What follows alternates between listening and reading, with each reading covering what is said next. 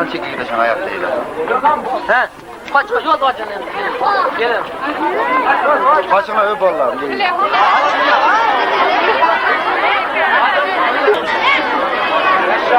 Assalamu aleyküm.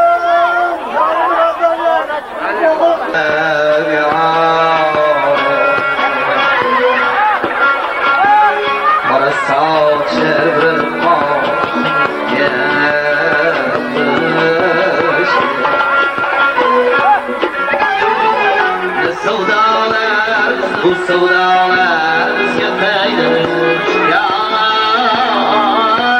piş Haramdan uçtu benim niyetim doydu Haramizge günlerim açıyız Uzun taşken demerkeyim altarımda